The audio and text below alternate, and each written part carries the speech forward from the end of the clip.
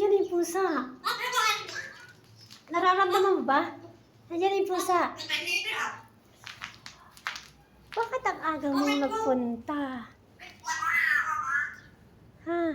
Mamayang gabi lang kasi mainit. Snowy, bakit ang aga mo? Mamayang gabi kasi wala pa yung nagpapakain sa'yo. Nasa school pa. Susunduin ko pa lang. Ha? Hala, magtago ka po nandito si Patula. Magtago ka muna dito ka. Dito ka. Please, halika. Snowy. Dito tayo. Magtago tayo dito. Bilisan mo, nandiyan si Patula. Halika na, bilisan mo. Snowy, makinig ka sa akin. Halika na, bilisan mo. Ay. Nandiyan si Patula. Kaso si Patula nandiyan. Baka palabasin yung pusa. Oo nga, baka palabasin yung pusa. Ay, naku.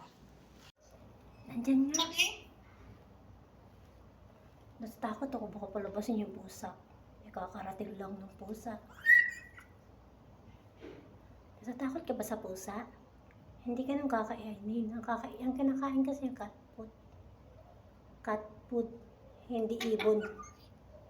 Cat food po ang kinakain ng pusa, hindi ibon.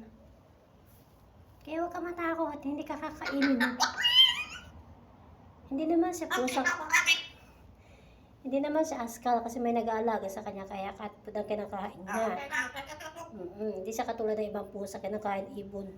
Kaya ka natatakot. Ay, kawawa. Huwag ka pumatakot. Ay, sarap pa ng padili niya doon, oh.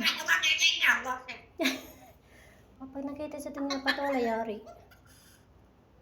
Ang sarap ng padili niya doon. Nagre-relax siya doon. Nandun sa mismong daanan pa talaga. Hindi siya makinig sa akin. Ayaw niya makinig sa akin, task ko. Dito ka sa ilalim. Sa ilalim. Sige, sa ilalim.